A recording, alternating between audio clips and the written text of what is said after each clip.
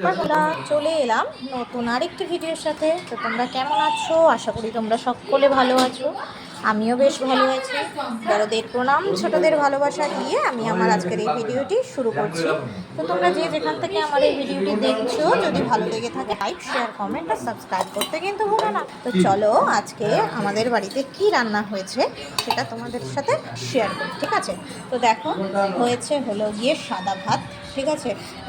ভাতটা আর কি হাঁড়ি থেকে তুলে না, এটা গামলার মধ্যে রেখে দিয়েছি। একটু উচ্ছে আলু এর মধ্যে সেদ্ধ দেওয়া ছিল বলে, ওই কারণে, নালে ওই ভাতগুলো ওই হাঁড়ির মধ্যে ঘেটে যাবে, সেই কারণে আলাদা করে গামলার মধ্যে তুলে রেখেছি। আর এই যে তার সাথে দেখো উচ্ছে আলু সেদ্ধ, ঠিক আছে? আর হচ্ছে গিয়ে খাড়কোল পাতা বাটা, ঠিক আছে? খাড়কোল পাতা বাটা। এখান থেকে কিছুটা খাবলা মতো তোলা বাবাকে দিয়ে দিয়েছে এখন খেতে, তো সেই কারণে আর কি খাবলা মতো তোলা এখানে। আর এই হচ্ছে খুব মানে সাদা মাটা, বেশি ঝামেলার কোনো রান্না হয়নি আজকে। উচ্ছে আলু সেদ্ধ, খাড়কোল পাতা বাটা। আর এইদিকে হয়েছে দেখো ওই মাছের মুড়ো ঘন্ট, ঠিক আছে? কাতলা মাছের মাথা আর কি ঘন্ট, ঠিক আছে?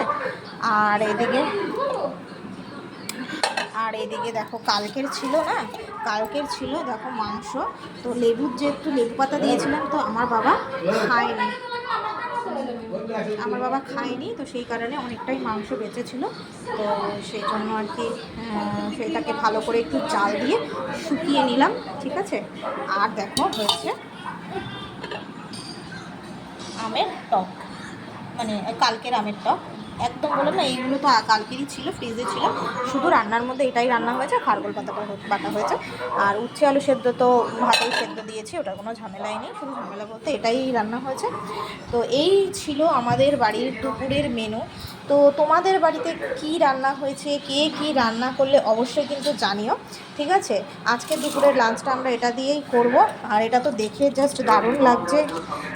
মাছগুলো কিন্তু ভালো করে কড়া করে ভেজে তারপরে কিন্তু একদম কষা কষা করে করেছি। বেশ দেখতে মনে হচ্ছে কি, গন্ধটাও পুরো মনে হচ্ছে কি যেন খাসির মাংস গন্ধ লাগছে, সত্যি তাই। তো আমরা আজকে দুপুরে এটা দিয়েই খাবো। তো তোমরা কে কী রান্না করেছো বা কে কী খাচ্ছো অবশ্যই জানিও। আর আমাদের এই আজকের দুপুরের সানডে স্পেশাল লাঞ্চ মেনুটা তোমাদের কেমন লাগলো অবশ্যই জানিও, ঠিক আছে? দেখো পুরো মাটন লাগছে, হাড়গুলোও ঠিক ওরকম দাঁড়িয়ে রয়েছে, এরকম মাটন লাগছে। তো চলো, এখন মা আমার ভাত বাড়বে। আমার ভাত বাড়ো, এই যে দেখো মা এখন ভাত বাড়ছে।